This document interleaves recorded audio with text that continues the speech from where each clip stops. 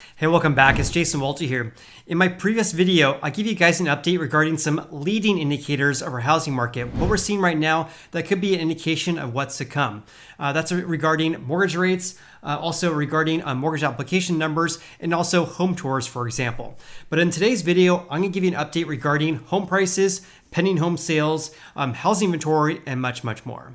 And this is according to the latest update from Redfin, which is just published today at the time of this video, which is the 5th of August. So here's the latest update for 400 plus US metros. And the data in this report here covers the 4 weeks ending July 31st of this year. And by the way, I have not looked at this report yet, so I thought it'd be fun to kind of look at it together for the first time here. So let's look at home prices. So the median sold price, again, a lagging indicator of our housing market, was $380,000 or just above that, up 8% year over year, but the slowest growth rate since July 2020. So an 8% increase on a year over year basis is the slowest growth rate since July 2020. On top of that, home prices actually fell 3.8% from the peak that we actually saw in mid-June. And as I reported to you guys last week, San Francisco was the only metro where home prices decreased on a year-over-year basis across the United States, which is pretty astonishing here. So in San Francisco, home prices actually fell 8% from 1 year ago. Meanwhile, the median asking price of a newly listed house increased 13% on a year-over-year basis to $395,000, but this is down 2.6% from the all-time high during the 4 weeks ending May 22nd. So what we're seeing right now is a slowdown in our housing market, and that's being reflected regarding lagging indicators of our housing market here. Let's look at the graphics here for home prices though, according to Redfin here. So the median sold price increased 8.5% from 1 year ago. The median sold price is $380,000. 1 year ago, it was about $350,000. But really ever since June of this year, we're seeing a decrease in the median sold price in the US. So one thing I want to mention regarding this is that, yeah, home prices have been coming down. That's obviously a positive sign if you're a home buyer, of course. But this 8.5% increase on a year-over-year basis, even though that's less than we saw last year, that's still historically high. Historically speaking, it's more normal for home prices to increase in the range of 3 to 6% and not 8.5%. But obviously, if you're a home buyer, this decrease in home prices is obviously welcome news. And here's the trend line regarding the median asking price. These are asking prices in which home sellers ask for their houses. So again, this is based on 400 plus cities across the United States, the biggest metros across the United States here. Increased by 12.8% from 1 year ago. The median asking price is at basically just under $400,000. 1 year ago, it was $350,000. Take a look at this because in 2021, the asking prices were more or less flat from May all the way until November.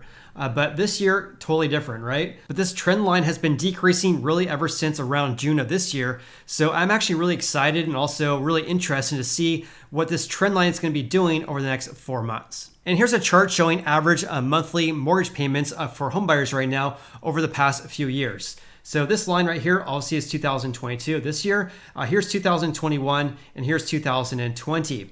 Also, you've been seeing this huge increase in home buyer mortgage payments, given the fact that home prices and also mortgage rates have been increasing.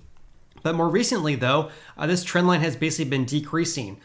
So we basically had year-to-date highs for mortgage rates around mid-June of this year, and that's why I've seen this decrease in the average monthly mortgage payments, because we're seeing a decrease not only in the average mortgage rate across the United States, but also because the median asking price has been decreasing as well. But here's where it says that. This is based on the current, keyword current, 4.99% mortgage rate. But this is based on Freddie Mac's weekly survey regarding average mortgage rates across the United States.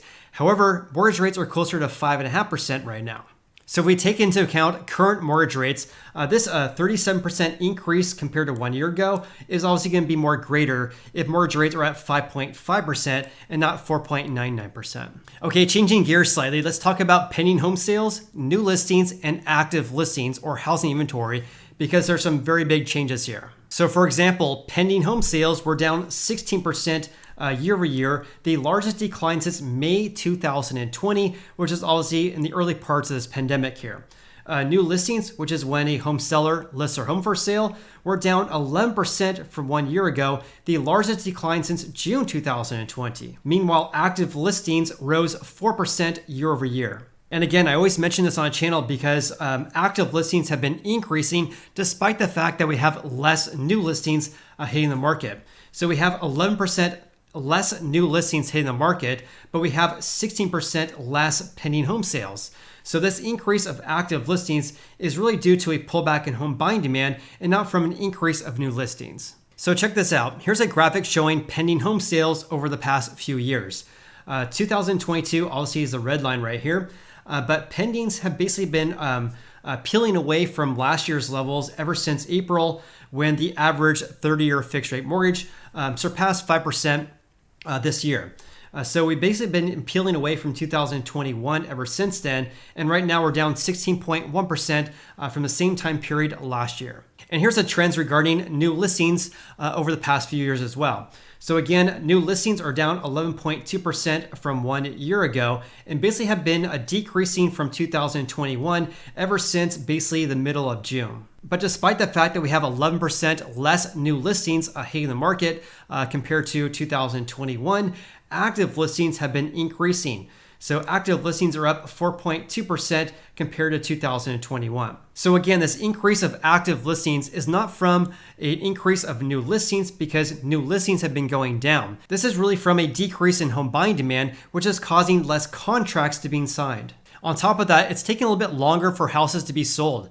So according to Redfin here, 38% of pending home sales went under contract within the first 2 weeks of hitting the market. So on average, 4 of every 10 houses went under contract within 2 weeks of being listed for sale. But that's actually less compared to 2020 and also 2021. Additionally, approximately 26% of pending home sales went under contract within 1 week. In other words, about 26% of houses being listed for sale sold very quickly. But also the current trends right now at 26% is less than 2020 and also less than 2021 as well. And speaking of houses taking just a little bit longer to sell, the median days on the market across the United States right now is 21 days. But as you guys can see here, this is actually slower compared to last year. Last year, this time, it took about 20 days to sell a house. Now it's 21 days. Also, this trend line has been increasing, which is different compared to 2021. Because back in May and June of this year, the all-time record lows for the median days on the market was around 15 days. Now it's 21 days. Also, on a national level, we're seeing fewer houses selling above the seller's asking price right now. So for this most recent trend we have right now, approximately 45% of houses sold above the list price. This is obviously less than 2021, where we had over 50% of the share of houses selling above the asking price, but also much less compared to the peak that we saw back in May and June of this year, when the share was approximately 55%. And check this one out because this is pretty remarkable. The share of listings with price reductions right now by week reached a new all-time record high at 7.7%. This is pretty astonishing because really ever since April, this has basically been skyrocketing as I have been reporting to you guys. Also, look at the share this year compared to last year. In 2021 at this time, the share was basically at 3.5%. So the share is basically double that compared to 1 year ago. Also interesting to note here that this trend line right here is showing no signs of slowing down because it's still basically going straight up. And here's the share of price drops ever since 2015. So this is as far back as the data goes, according to Redfin here, a new record high at 7.7%. So if you exclude 2022, the previous all-time record high was set in October 2019, where the share was only 5.2%. Now, for whatever reason, Redfin shares by week, so you actually have to multiply this by 4 or 4.33 to be exact. So the share of price reductions right now, according to Redfin, is approximately 33.11%. So in other words, out of all the houses listed for sale right now, approximately 33% of them, or a third, have had price reductions already. And by the way, that share at 33% is on par with what altosresearch.com is reporting, because they are reporting that the share of price drops right now is 36%. Meanwhile, according to Redfin, for houses that actually have sold, the average sale price to list price ratio was 100.8%. What this means is that over the past 4 weeks here, on average, home sellers sold their houses for 0.8% more than their asking price. Now, of course, this is a lot different compared to the spring months of this year, because in May, that share was over 102%. So comment below with your biggest takeaways from today's video. My biggest takeaway regarding this is that we're seeing a lot of overzealous home sellers. We're seeing a lot of price reductions, and also home buying demand has really decreased because we're seeing a lack of contracts being signed, and also active listing inventory increasing as well.